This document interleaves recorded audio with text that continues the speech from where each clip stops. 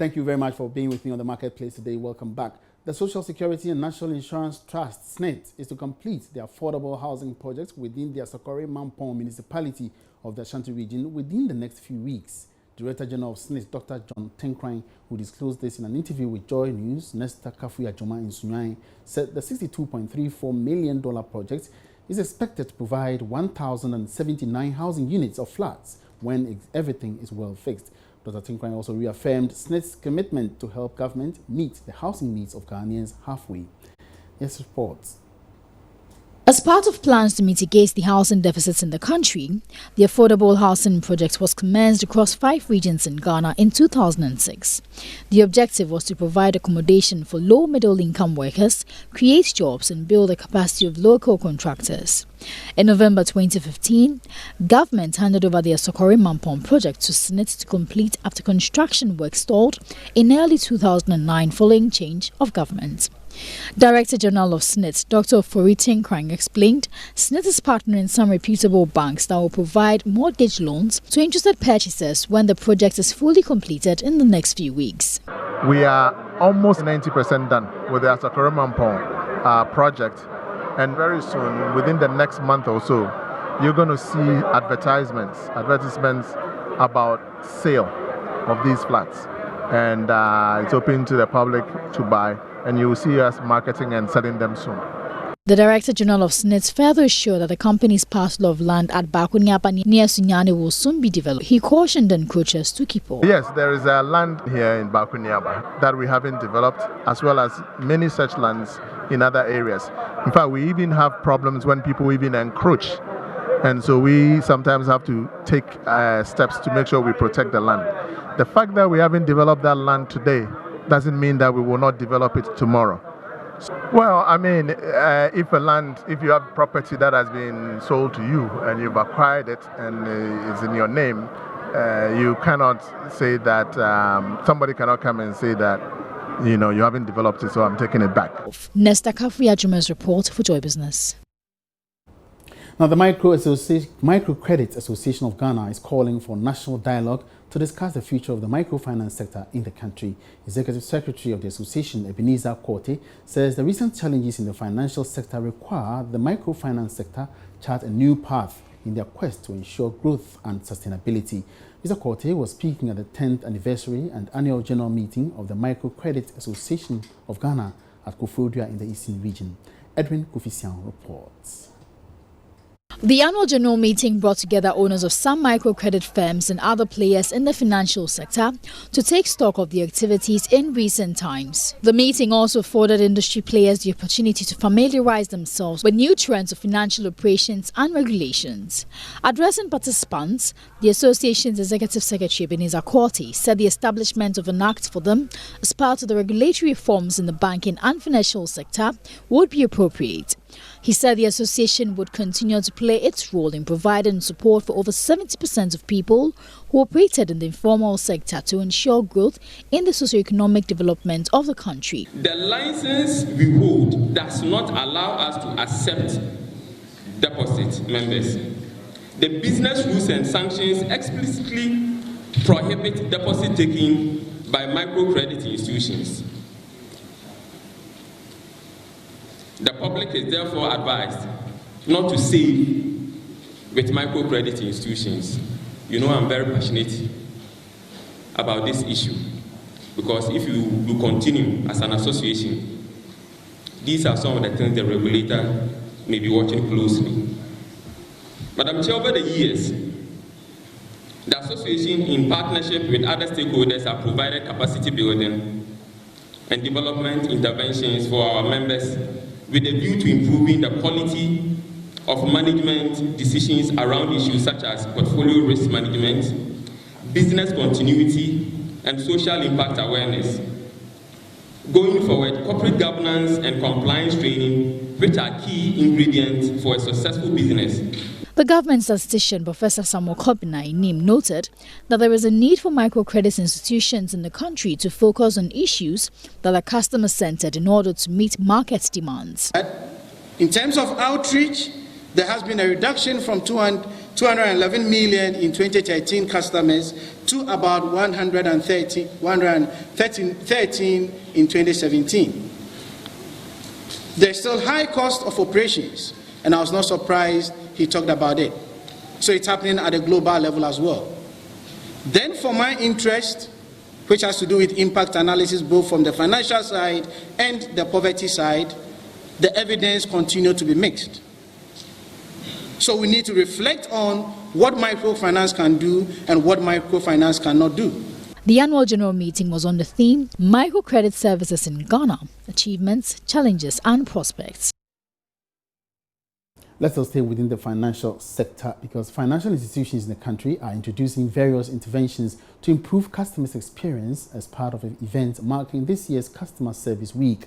EcoBank Ghana is investing more on internet banking to improve upon customer service experience of its clients. Speaking at the launch of the bank's Customer Service Month, Executive Director in charge of finance for Anglophone West Africa, Edward Nate Botwe, details the various interventions being introduced for customers. There's more in this report.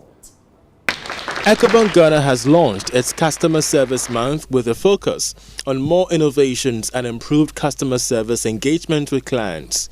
This year's Customer Service Week has seen several institutions, especially those in the banking sector, renew their resolve to serve customers better as the financial service sector scored a C in a 2018 Customer Service Index. Edward Nate Botwe is the Executive Director in charge of finance for Anglophone West Africa. Things go wrong. Technology fails. Sometimes the network might not act right. And it is not always within our control to be able to manage that. But the pledge that we make to you is not that things will not go wrong, but if they do go wrong, you have our commitment that would ensure that as quickly as possible, we are able to remedy that. You would also have noticed that we've got a contact center which deals with your needs at any point in time. So our customers are key to us. It is not just about making money for us, but it is about meeting the needs of our customers. On his part, Group Chief Information Officer of EcoBank Ghana, Dr. Thomason Fashima, has been detailing the various internet safety modules to protect customers from cybercrime. But today, life is easy. Today, we are offering conversational chatbots. We've implemented it in Nigeria, we're implementing it right now in Ghana, so that when you come to our customer service to chat, we can guarantee to you that in 30 seconds you will always get a response. Because we are deploying artificial intelligence. Ghana was ranked C from an average performance in the area of customer service relations in a 2018 Customer Service Index. The ranking, which tackled 8 sectors of the economy, also saw Ghana's public sector score a grade F in customer service. Now, Women in Engineering Ghana is recommending the use of non-flexible plastics in the quest to curb plastic waste in the country. The group says these non-flexible plastics can be reused for other purposes than flexible materials. Vice President of Women in Engineering Ghana, Engineer Jane Nakitete Anowi, says plastics that can be reused are less pollutants to the environment. She was speaking at the Sanitation Intervention Program at Achim Nyanwa in the Eastern Region. Once again, Edwin Kofi-Sound reports. The Sanitation Intervention Program is among several activities marking the 20th anniversary celebration of Women in Engineering Ghana. Members educated residents of Kwauba, Nyanwa on the need to keep the environment clean through communal labor. Some residents also joined the group of all-female engineers on the campaign. Engineer Jane Nakitete is the Vice President of Women in Engineering Ghana. The organizers thought it wise to help promote communal labor as a way of living. So we donated things that aids communal labor, shovel, brooms, bins. We just want them to realize that keeping your environment clean is good, and we want the whole nation to emulate this kind of way of living, this culture of keeping our environment clean. So basically, we gave these donations because we wanted to help and wanted to promote good sanitation. According to the UNDP, Ghana currently produces 1.7 million tons of plastic waste annually, with 2% being recycled. This implies that most plastic waste generated ends up polluting the environment. The problem of plastic littering in Ghana becomes compounded during heavy rains, where plastic bottles, bags and other materials are washed into roadside gutters and some water bodies. This results in urban flooding and transmission of vector-borne diseases such as malaria. Additionally, plastic littering has dire consequences on agriculture, water sources as well as human and marine lives. For the past 2 decades, the Ministry of Environment, Science, Technology and Innovation has been the regulatory body responsible for policy formulations to deal with plastic waste. Unfortunately, this seems to have yielded less or no results. Engineer Jane Nakitete says one of the solutions to fixing plastic waste is the use of non-flexible plastic material. Realize that plastic materials that we use around is always deposited around and making the whole place unkept, and it's causing a lot of havoc in the communities. So we actually wanted to encourage them to start using reusable plastic. If you take a plastic and you know you're not going to use it, you're going to use only once, then don't use it. Rather, use a plastic, at least if we don't have any alternative for now, use a plastic that you can reuse again. So you realize we gave the women baskets and napkins. Let's turn our attention to the digital world. The World Bank has set up a $1.5 million technology lab at the Accra Digital Center to train people in tech for free to help bridge the digital gap. Udile Ntiamo has spent some time at the lab taking a look at the various programs and has also been engaging some beneficiaries who are building programs that could help identify faces. This technology is expected to help clamp down on money laundering. Ghana's efforts at closing the technological gap, especially for the youth and unemployment, is, well, typified right here at the Ghana Tech Lab. Now, what the Ghana Tech Lab through the World Bank is doing is basically training young people, especially those who are unemployed, to get great opportunities. Well, so the World Bank actually put in some $1.5 million to make sure that, well, the Tech Lab starts off and gives free services in terms of training to young people. Tell me exactly what you guys do at the Ghana Tech Lab.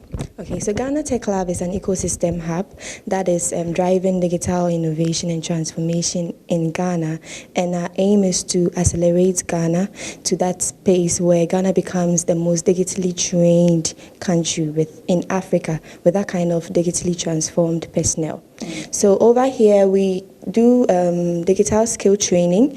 Before we do the digital skill training, we have a consultative stakeholder meeting. During the consultative stakeholder meeting, we invite people within the particular space of probably an emerging technology, be it mobile app development, blockchain, robotics, IoT. So, for example, our first cohort was a mobile app development.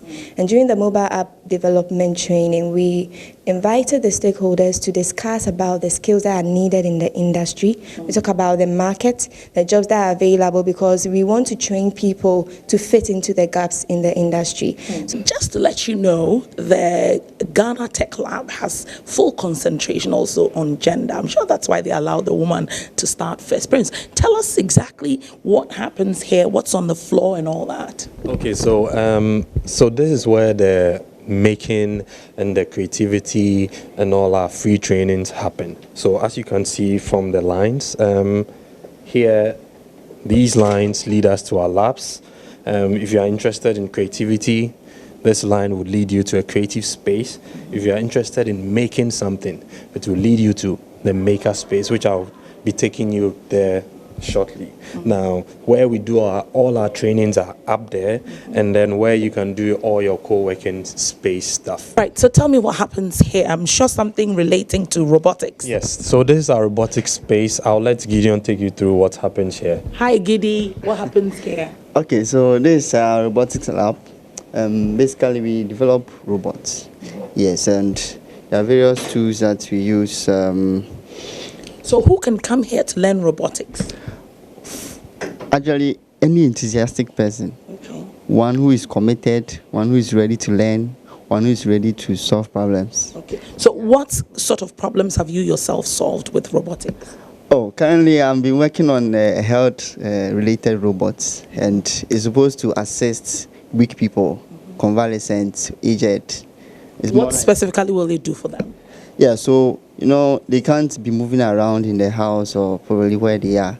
So the robot is supposed to assist them with errands. Yeah, and then be able to report emergencies to whoever is supposed to take care of them, who is not there at the moment. So this is a creative space. Everything creativity happens here. Photography, sound recording and everything. Why is photography and indeed multimedia important for the tech space? Okay, so what we are trying to do is that we're trying to make creativity in tech be relevant. Okay, so art is a form of tech.